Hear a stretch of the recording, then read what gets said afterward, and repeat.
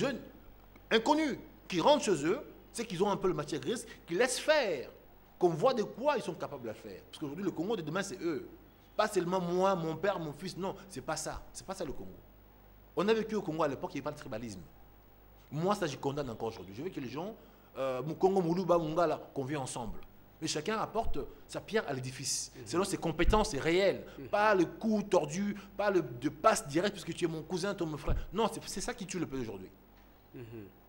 Voilà ce que moi je demande aujourd'hui à tous ces grands partis de pouvoir s'ouvrir réellement, que la jeunesse rentre et qu'ils puissent vraiment travailler réellement pour le Congo. Non pas seulement pour pousser. Avec ces nouveaux développements, les dialogues, je ne les vois pas se tenir bientôt là. Vous savez, aujourd'hui, malheureusement, on parle de dialogue. Vous savez, la Constitution ne peut pas obliger le Congolais à dialoguer. Le président, son mandat est terminé, il termine le 19 décembre. Le mot dialogue, c'est lui qui l'a évoqué à l'époque, pour trouver un consensus bien moyen pour qu'il fasse son glissement. Ça, c'est sûr.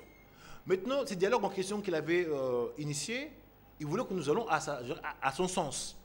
Mais malheureusement, quand le père de l'indépendance, ou plutôt de l'opposition, Tshisekedi, a demandé cette conclave, ce qui est sorti dans cette conclave ne correspond plus à ce que le chef d'État avait initié. Du coup, ils sont un peu, je dirais, en quai de poisson. Donc, le chef de l'État, il voulait un dialogue qui va dans son sens pour son glissement, peut-être pour qu'il traîne un peu à la tête du pays.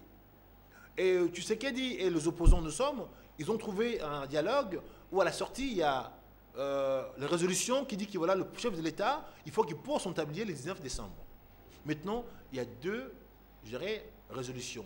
Ce qui est sorti et ce que le président en place il veut. Malheureusement, le président en place, il a pu s'arranger déjà avec l'appareil politique qu'il a.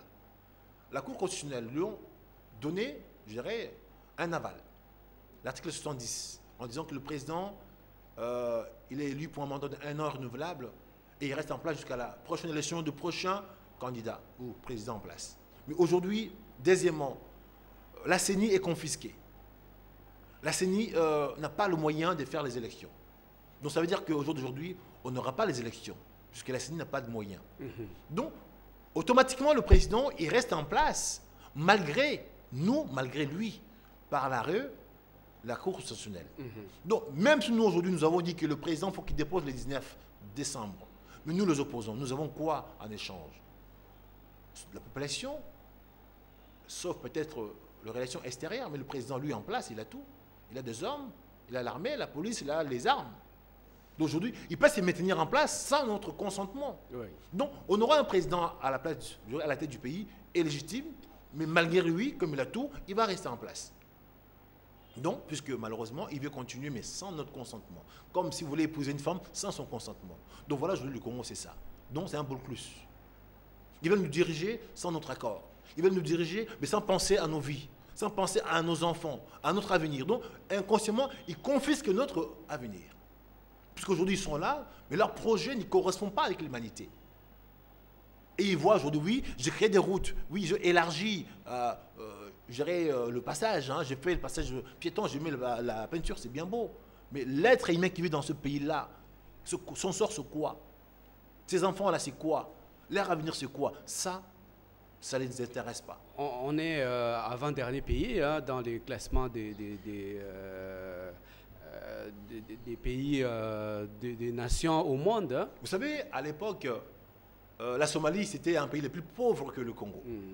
L'Inde, c'était un pays le plus pauvre que le Congo.